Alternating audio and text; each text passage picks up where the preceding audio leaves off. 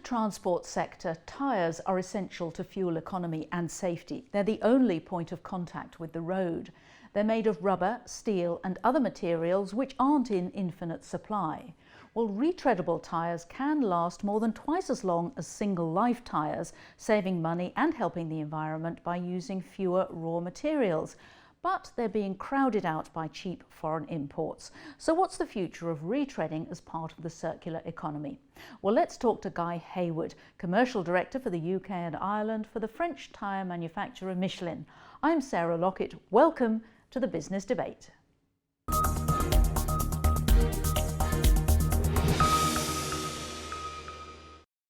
Guy, welcome to the London Stock Exchange studios. Really pleased to be here.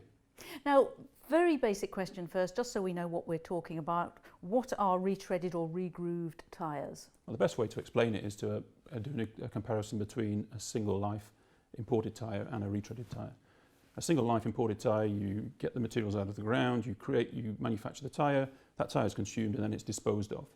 With retreaded and regroovable tyres, we build an extra value into the tyres so that we can elongate and extend the usage phase to give people much more mileage. So they can regroove the tyre to get 25% more mileage, and then they can retread the tyre, which is effectively rebuilding that tyre to give 100% more mileage. So they're getting 250% of the mileage in comparison to what you would get with an imported single-use tyre. Now, retreadable tyres are more expensive initially, so why are some hauliers not convinced by your argument that they save money in the long term? Well, I'm really pleased to say that quite a few large hauliers in the UK and in Europe are convinced. For example, here in London, we have pretty much 100% of all of the buses in London running on Michelin product, and about 50% of the tyres fitted here are retreaded product. So it's also fair to say that in the smaller and medium segment, customers, there are less people using retread tyres, and it really stems from the fact that we had an economic crisis in our industry in 2008. As a result of that, people started to make purchase decisions about tyres based purely on price. They don't have necessarily the resources to investigate whether they get good value from tyres, so they are making purchase decisions based on price. You can buy cheap import tyres, but they are much more expensive during the use phase of those tyres. So you mentioned those SMEs, you know, a fleet of maybe 20 trucks or fewer.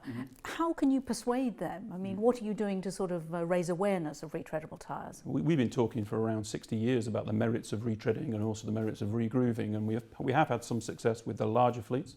With the smaller fleets, it is a challenge because, as I said earlier, they don't necessarily have the resources to test tyres to find out exactly what value they do deliver. So the challenge for us is to try and get those smaller and medium-sized companies making buying decisions based around total value rather than around just the purchase price. And you mentioned the cheaper imports, which are the main threat to retreadable tyres. What's been the impact of those imports? It's been very dramatic, not only here in the UK, but also across the whole of Europe. We've seen 20% of the retread market deteriorate in the last 5 years. We've seen significant growth in imported single-use tyres into our marketplace, and that's led to quite significant impacts for all of the key stakeholders. If we think about the end user, for example, if they're buying single-use tyres, they're paying more in terms of mileage, they're paying more in terms of fuel consumption, and they're also compromising stopping distance and safety factors. If you think about the environment, for every 100 retread tyres that are replaced by single-use tyres, it means an extra 6 tonnes of CO2 going into the atmosphere to manufacture those single-use tyres, an extra 5 tonnes of raw materials. Then there's the social impact. We have 32,000 people working in the retread industry across the whole of Europe, and we've lost already in the last 5 years 3,200 of those jobs, and the expectation is we'll lose a further 6,200 in the next 3 years unless we act to change. Well, Guy, thank you very much. Thank you, it was a real pleasure, Sarah. Well, let's now cross to Michelin's headquarters in Clermont-Ferrand in central France to talk to Antoine Pinneau, a Senior Vice President for Research and Development, and Claire Dorland-Clauzel, Executive Vice President for Brands and External Relations. Well, let's talk to Claire first. Claire, why is Michelin working towards a circular economy? Michelin's purpose is to offer a better way forward for people and goods alike.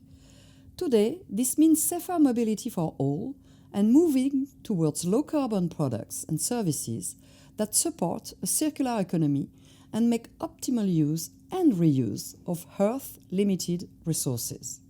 Well, thank you, Claire. Coming to Antoine now, how exactly do retreading and regrooving contribute to a circular economy, would you say? Well, in fact, it's pretty simple. In fact, Retreading and regrooving allows us to provide the mobility our customer needs while using much less resources. This through three levers. Repairing, which allows us to fix, in fact, issues customers can have during normal use. Regrooving, which in fact will lengthen the life of the tire during its normal use. And last but not least, retreading, that will allow the customers to have a whole new cycle using our tires. These three levers are available to our customers because our tires are reusable by design, which is a fundamental principle of the circular economy. And is what you are saying really proven? Yes, in fact, we have been practicing this activity of repairing, regrooving and retreading for decades with customers all over the planet. So we have ample data to prove that. We've used this data to perform life cycle analysis. And out of these studies, we've understood that there is three main kind of benefits. First benefit is material saving.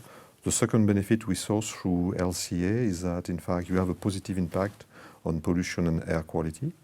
The third benefit we saw is that, in fact, by retreading, you decrease the pressure on natural resource.